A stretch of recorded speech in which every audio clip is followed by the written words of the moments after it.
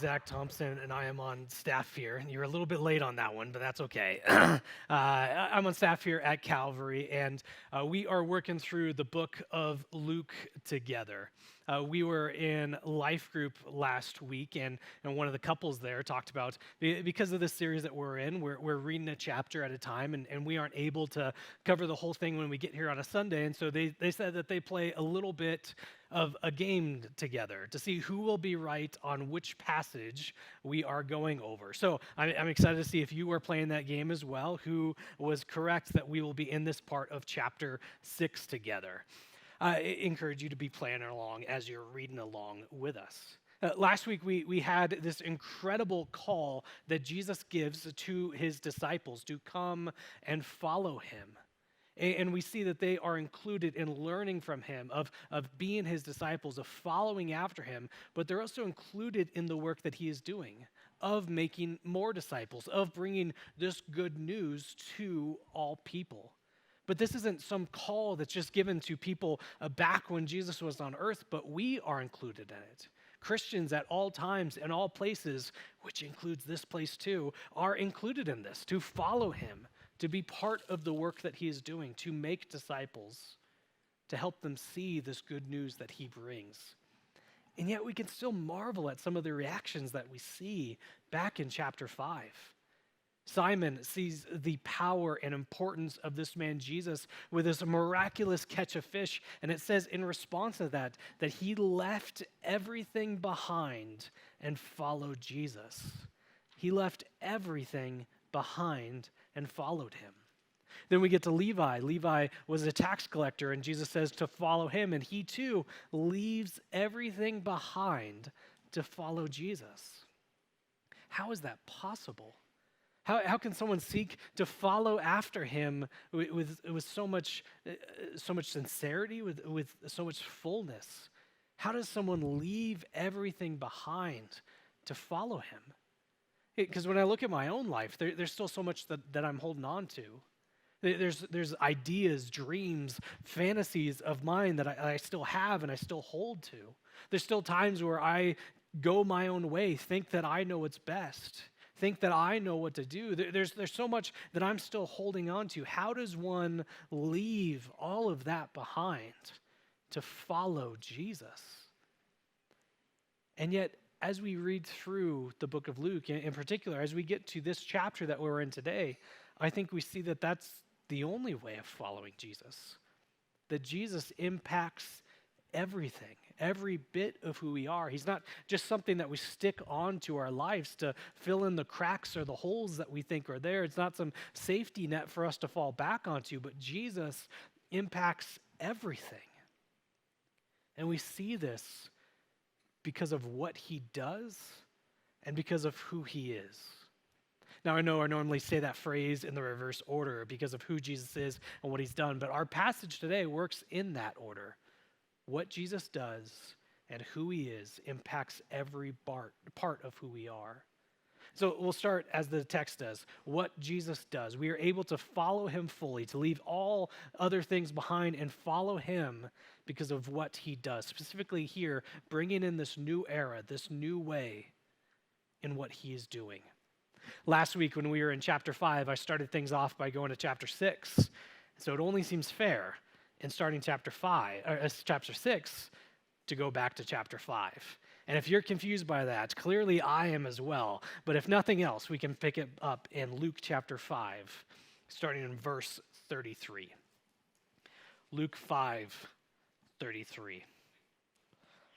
And they said to him, that's Jesus, the disciples of John fast often and offer prayers, and so do the disciples of the Pharisees, but yours eat and drink. And Jesus said to them, can you make the wedding guests fast while the bridegroom is with them? The days will come when the bridegroom is taken away from them, and they will fast in those days. And he also told them a parable. No one tears a piece of new garment and puts it on an old garment. If he does, he will tear the new, and the piece from the new will not match the old. And no one puts new wine into old wineskins. If he does, the new wine will burst the skins, and it will be spilled, and the skins will be destroyed. But new wine must be put into fresh wineskins. And no one after drinking old wine desires new, for he says the old is good. Jesus impacts every part of who we are because of what he does. And he's talking here about this new era, this new way that he is ushering in.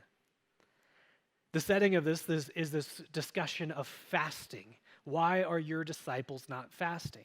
So fasting was and is to this day something that's given as a way to avoid or stop doing something. Throughout the Bible, it's food, to stop eating food for a specific time, for a specific purpose.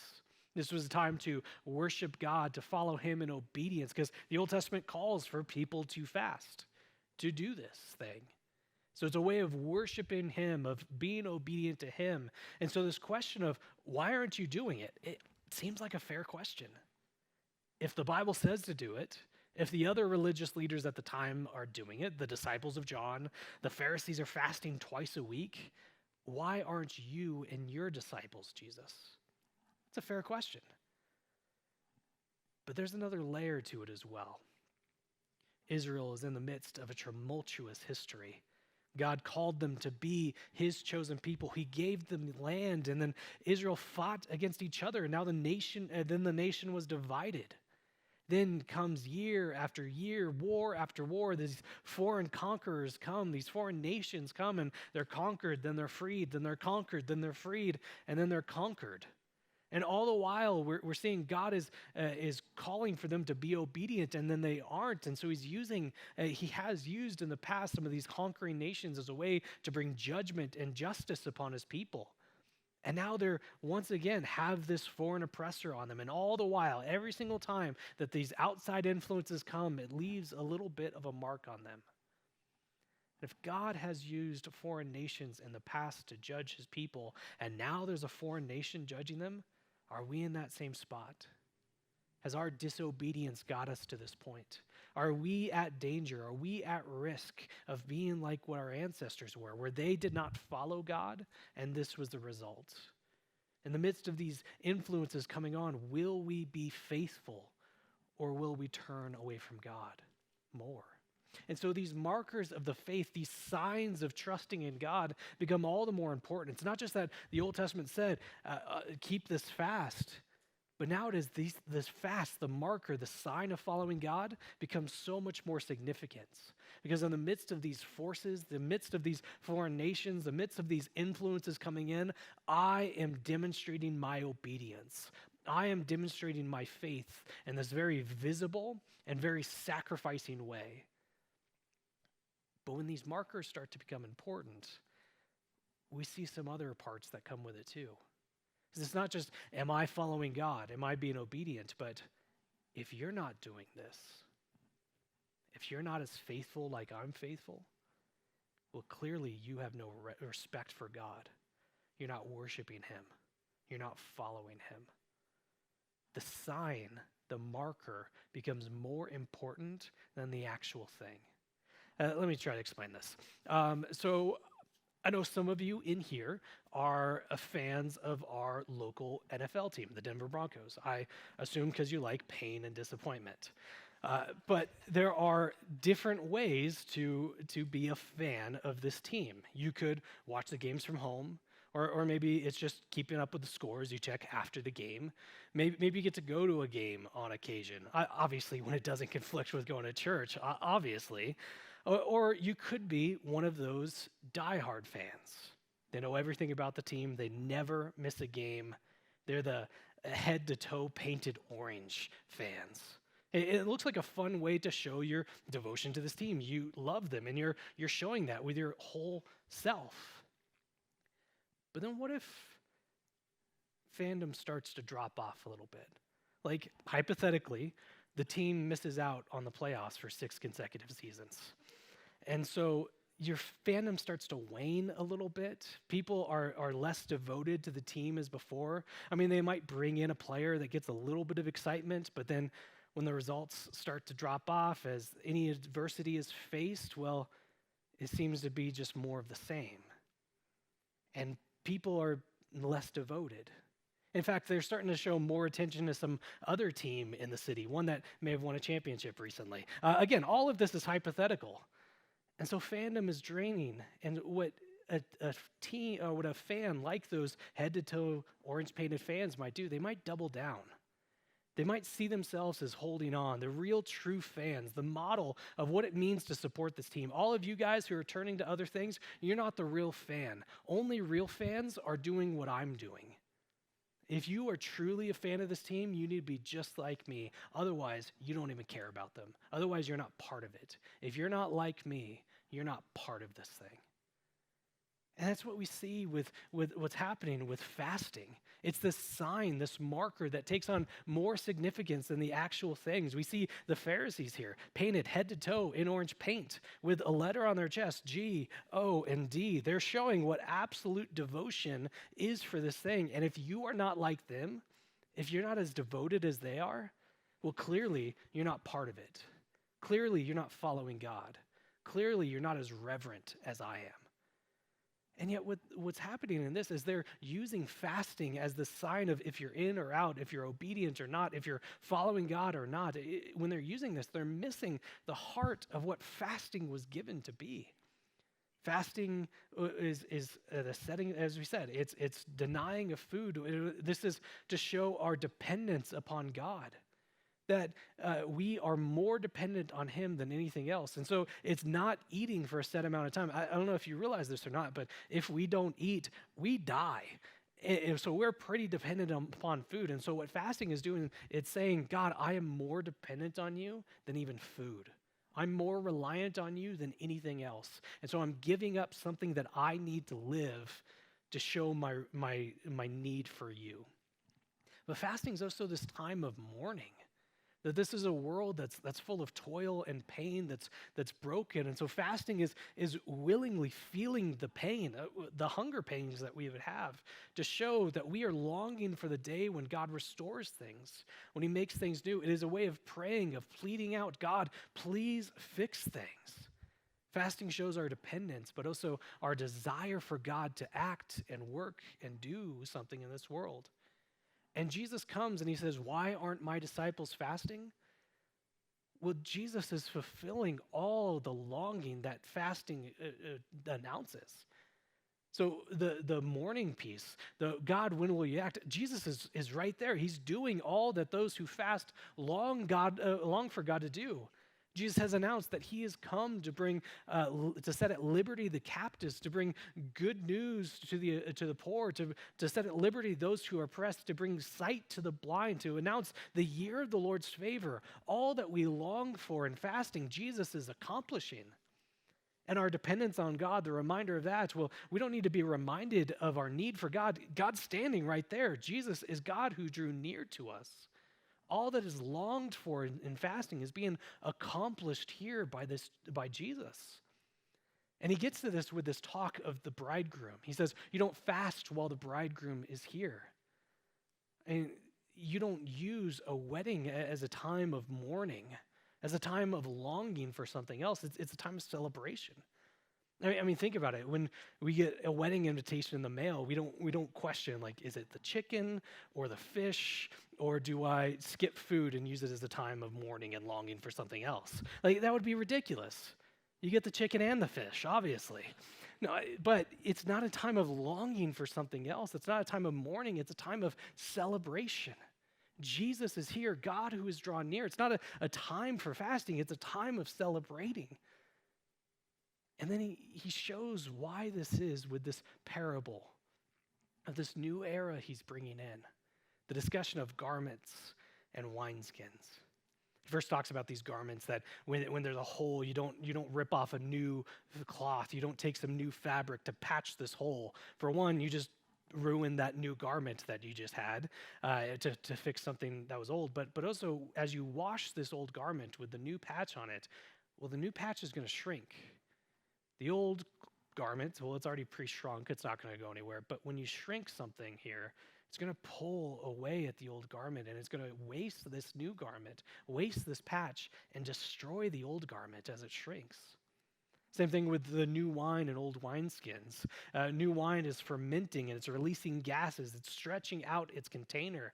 And as that happens, well, the old wineskin has nowhere to go. It's already stretched out, and so it's going to burst as the wine gets wasted.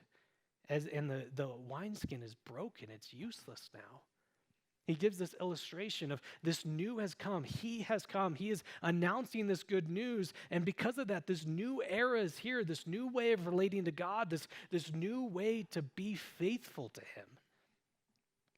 Now, I don't fully have time to make this point, and so I'm going to make it insufficiently and over a very short amount of time, which is probably just going to leave more questions than answers, which I think is the best use of me being up here. So when we look at this, Jesus saying this new way has come, this new way is here, it might make us start to look at the old way and think that it's useless. That as Jesus arrives, he's in the New Testament, he's bringing this new way. Well, we might look at what's in the old way and think, well, there's no value here. There's laws, there's things to do. It's talking about a nation that I'm not part of. It's not really valuable, but that's not what's going on here. In fact, you read through the book of Luke so far. Luke is trying very hard to make it clear that Jesus is not some new plan. It isn't God looking down and seeing his people rebelling from him. It's seeing his people go in opposite directions. He's like, well, what's plan B going to be? Oh, I know, Jesus. That's not it whatsoever. Luke is showing very clearly that Jesus is the fulfillment of God's plan that goes from even the beginning. So what's the point of the Old Testament? What's the point of the law that's there? Well, it's pointing towards Jesus. It's not done away with here. But when Jesus talks about this new way coming, this new era that's here, he's showing that it's through him that we have closeness to God. It is through him that we relate to him. It's through him that we're saved, that obedience is done by following Jesus more than following anything else. Good news is here. But, this is where the old wineskins come in, but if we are trying to maintain how things were done before, if we're trying to hold on to what we think were practices beforehand, if we're just trying to stick Jesus onto our lives as we are living them, if we think that Jesus is just some patch, if we think that we can continue living in the way that we were after Jesus, well, we're mistaken. New wine must go in new wineskins. New garments must go on new garments. If we are trying to maintain the way that we're living and just stick Jesus onto it, well, it's going to end in destruction. Now, before we gloat to these people who are holding on to fasting in this way and we're thinking, yeah, how can you even think that? I'm going to restate it. We can't maintain the way that we're living and just stick Jesus on and think that things are okay.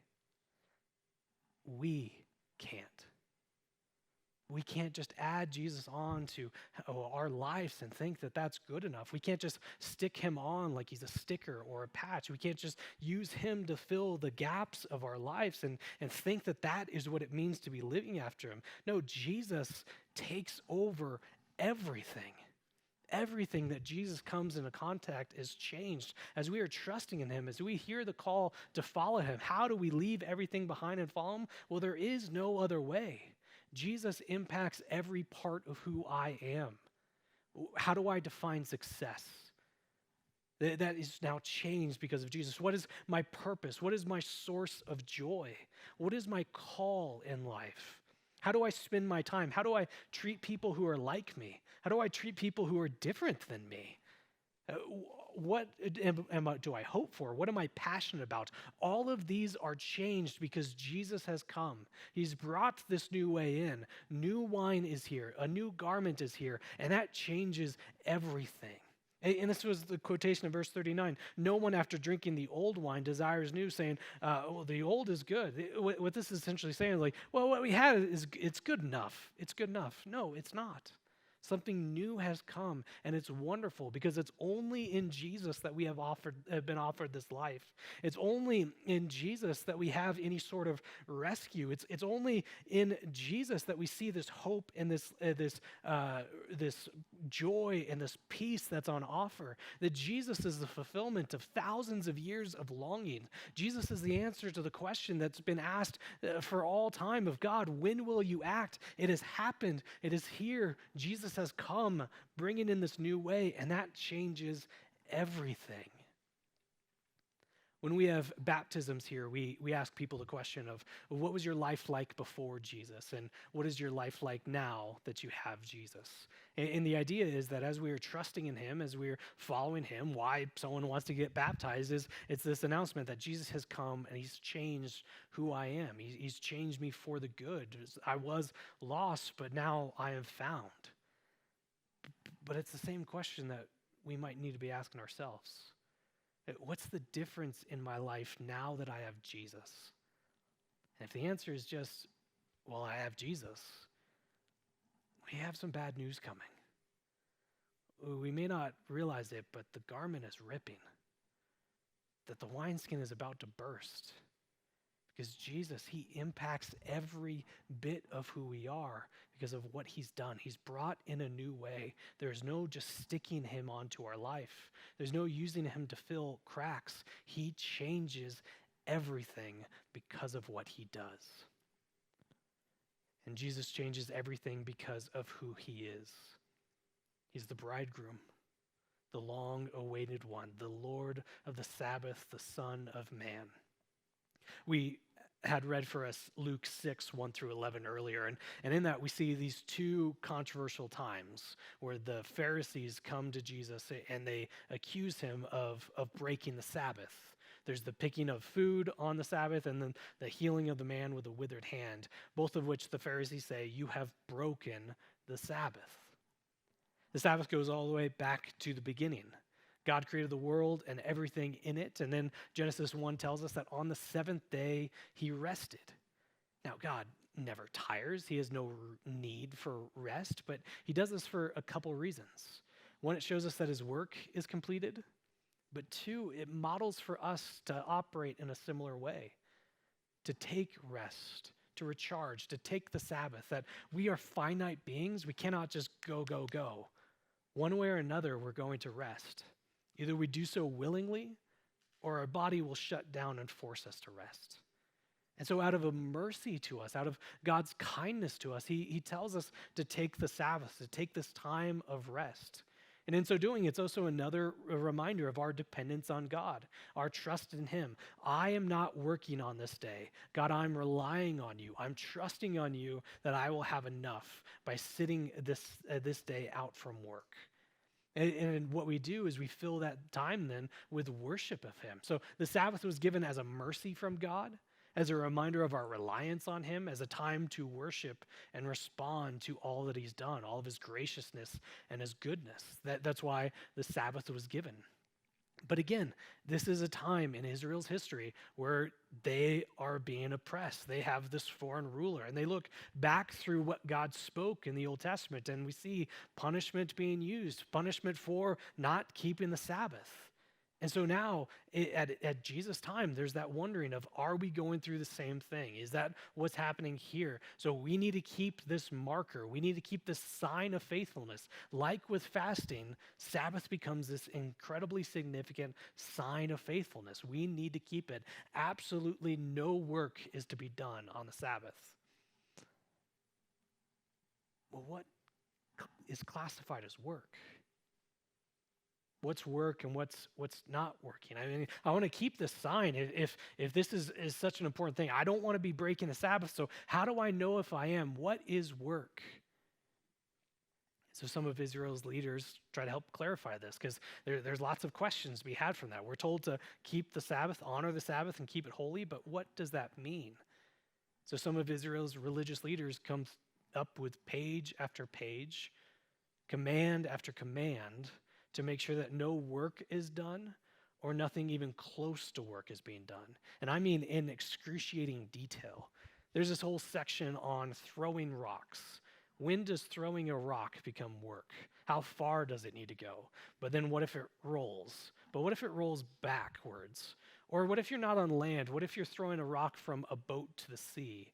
But what if you're in the sea throwing a rock to the boat? All of these details are given of what is work and what is not work on a topic like throwing a rock. All of this is given command after command to make sure you get nowhere close to breaking the Sabbath. All of these commands to follow to make sure that you are keeping this sign. You are keeping this marker. But it misses what the heart of the Sabbath was. It was meant as a time of rest, of worship, of reliance on God. It was never meant to be a hindrance of helping others. It was meant to refresh more than it was to restrict. It was meant for worship, not for worry. Am I doing this enough? Am I doing this right? I absolutely love this quote from J. Ellsworth Callis. He says, "The gift of the Sabbath looks too good to be true. Why would God want to do something so utterly kind? And so we look for some meanness in the graciousness of God, and finding none, we impose our own." Clearly, what the purpose of the Sabbath is to make sure I never break it. That has to be the purpose. God must be punishing us for getting close, for having one toe over the line. That must be what it is. And we can be a little bit gracious towards the Pharisees, I think, in this. That they're not always the obvious evil at all times. They are seeing their nation conquered, ruled by foreign oppressors. They're seeing their identity being lost, their faithfulness, the faithfulness of their people not being kept. And so they take this Sabbath and they place an importance on it, which is fine and good, but they take something that was meant to be a mercy, meant to be grace, and they turn it into a law. Or more accurate to say, they take something that was God's, that was given by God, that was out of worship for God. And by adding these additional laws to it, additional rules, they change its purpose, they change its meaning, and they make it theirs. By adding all of this to it, it's no longer what God gave, what his intention was. They make it theirs instead, as they're the ones who say whether you're right or you're wrong. They're the ones who say whether you're keeping it or you're not. And Jesus gets to this with his response, with the picking of food to eat, which was absolutely allowed throughout the Old Testament to go and pick food in this way. But the Pharisees are saying, you're breaking the law to do this. Well, Jesus quotes from 1 Samuel 21 and explaining why it's allowed. And it's this really fascinating quotation from the Old Testament. I wish we had time to get into detail on it. So we'll go inappropriately fast through it. 1 Samuel 21, we see King David, who God has picked to rule over his nation, Israel. King David is not happily on a throne. Instead, the previous king is trying to kill him. And so David is on the run. He's fleeing for his life. He's tired. He's hungry. And he arrives before this priest and he says, "Do you have any food for me and my men?" But the only food that's there is the bread of the presence. And I know we've had a lot of terms. There's Pharisees, there's Sabbath, there's fasting. Now, bread of the presence, I get it. So we'll simplify it. All you need to know about the bread of the presence is it was put in as an offering, as a worship, as a sacrifice to God. And then afterwards, the priests and only the priests were allowed to eat that bread. So I'm going to ask a question. And to make sure that we all get the answer right, I'm going to tell you the answer from the beginning. The answer is going to be no. Okay? The answer is going to be no. Here's the question. Was David a priest? I was curious if you thought it was a trick question. It's not. No is the correct answer. So, was David allowed to eat the bread of the presence? Less confident when I don't give you the answer in advance. No, he is not allowed to eat this bread whatsoever. He is not a priest. He cannot eat this bread. There is punishment, severe punishment for breaking this law. But David doesn't experience that. It's not a sin for him to do this.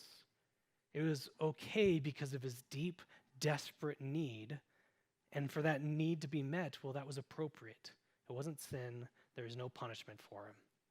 And so Jesus uses this argument from the greater to the lesser, where he says, if David was able to do this out of his great need and find no punishment, how much more is it okay for these disciples to do this lesser thing of eat, to pluck grain on the Sabbath? This argument from the greater to the lesser. It's a really fascinating use of the Old Testament. He has a fascinating argument in the next section. This man with this withered hand is there, which is a debilitating injury, but it's not life-threatening. Jesus could wait a day and heal the next day, but he chooses not to. He chooses to show love and mercy to this man, and he sees it as appropriate through this argument in chapter 6, verse 9.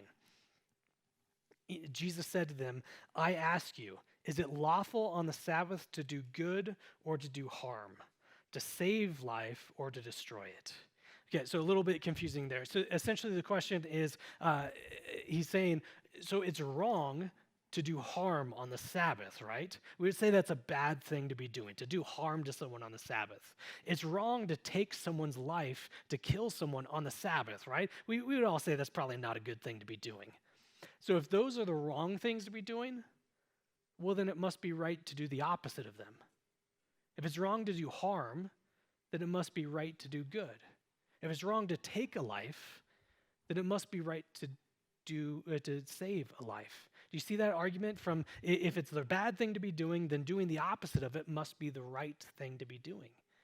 And he heals this man on the Sabbath without punishment, without it being sin, because he's helping meet this deep need of this man. And how do we know that was the case? How do we know that he is able to do this? How do we know that he is right about what is the proper use of the Sabbath?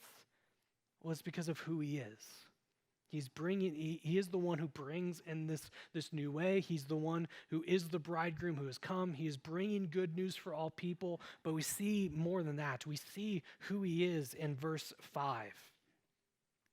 And he said to them, the Son of Man is Lord of the Sabbath. The Son of Man is a phrase that he uses about himself. So he's saying here, I am Lord of the Sabbath. Who is Jesus to say what's right and wrong on this day?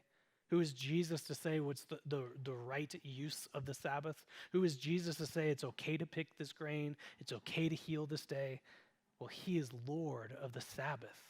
It's his. It's his to do what he wants with.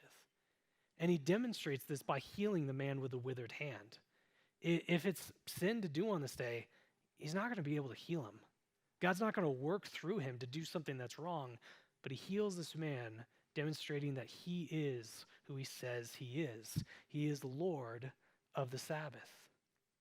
Who are the Pharisees to add all these extra laws? Who are the Pharisees to take this mercy that's given to us from God and add to it, to add requirements, to shift it to be this marker, this sign of holiness, this sign of purity and piety? Who are they to add and change the meaning of this thing of the Sabbath?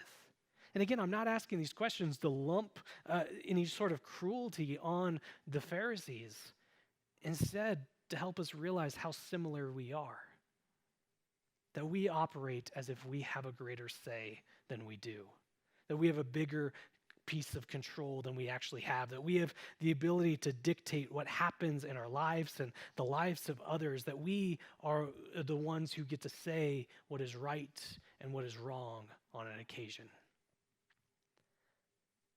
I think of how we might, or people that we know do, someone called them piety tests. So questions or things that we observe about people to see, are they faithful? Are they truly following God? Are they truly obedient? Are they really Christians? That if you answer in the right way, you are, and if you answer in the wrong way, you're clearly not. Are you in or are you out? Are you spiritual or not? Are you a Christian or you're not? So let me talk about what I mean. Who did you vote for?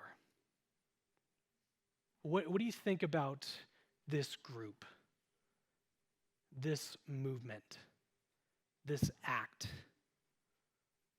Who do you read? Oh, you read his works? She's on your bookshelf? How do you spend your time? What do you watch? Do you drink? Where do you get your news from? And you see, your answer to that question, oh, it tells me all I need to know about you. Because it tells me if you're in or you're not, if you're a Christian or you're not. In means, what a coincidence. You answer in the exact same way that I do. Out means you said something different, and that means you're different.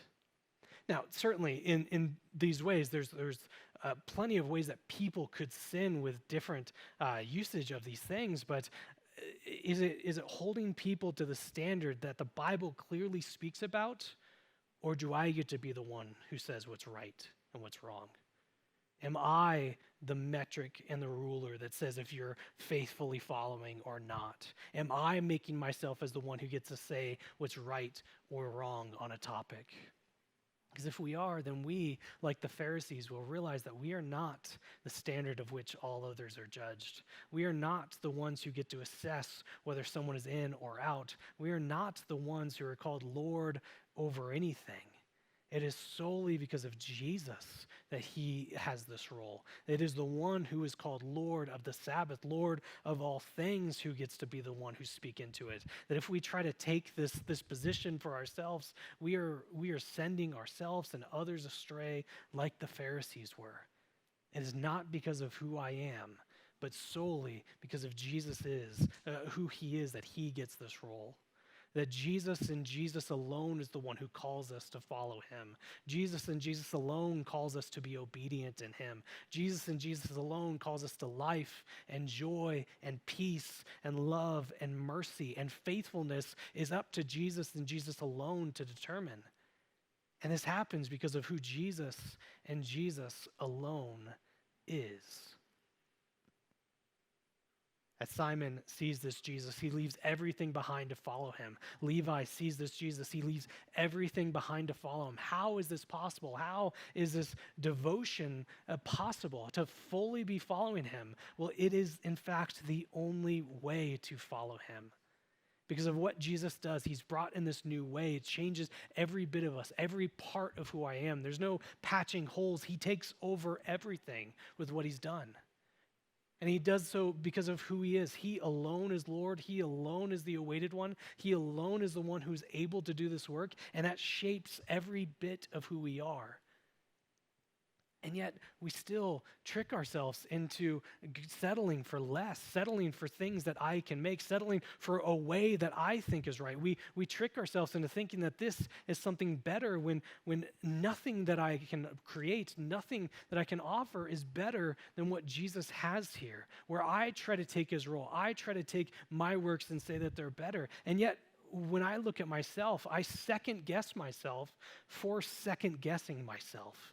I will be in the car after the service and say really cruel and mean things about myself because I feel I didn't do enough today, or do something good enough, or something that could have been better. I'll look at, minute 15 of first service, I said this thing and I could have done it so much better, or I skipped half a paragraph that I was supposed to say, and I'll be frustrated at my inability to do even that. Or I have this uncanny gift to take something that's good and whole and complete and break it. So why do I think that my way could be better? Why do I think that the things that I'm still holding on to are better than what Jesus has on offer?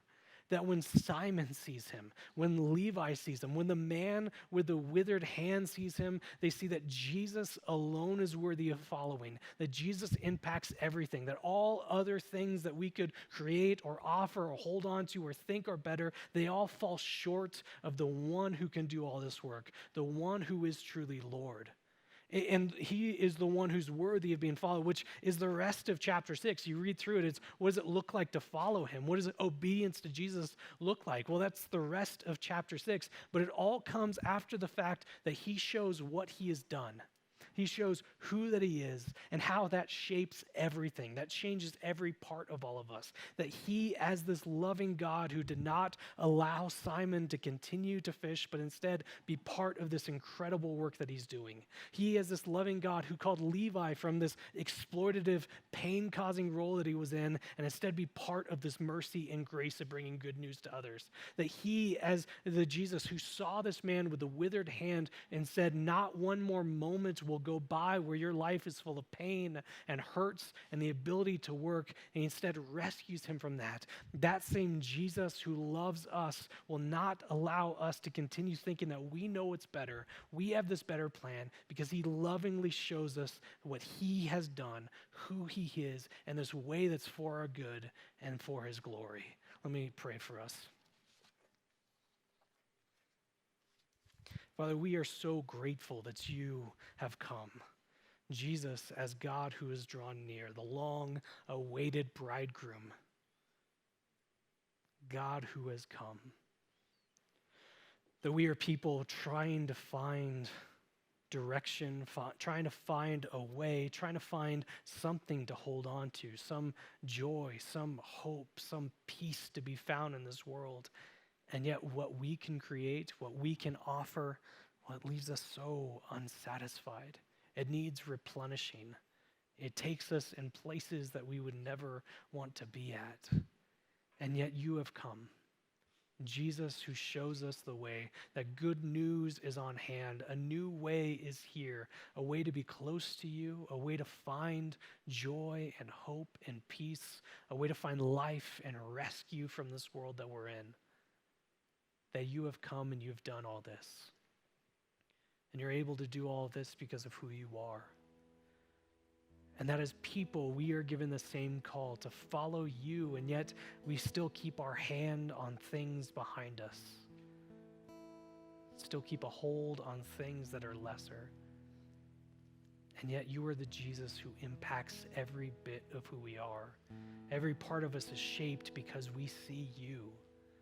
We see what you've done. We see your love. We see what you have been. Oh, we see what you are.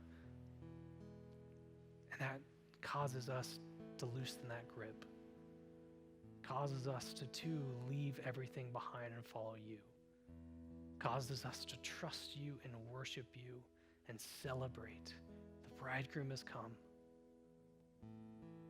Let us see you more clearly. Let us follow you because that is what you've called us to do. That is what you've enabled us to do by coming to rescue us. So it's to you that we pray.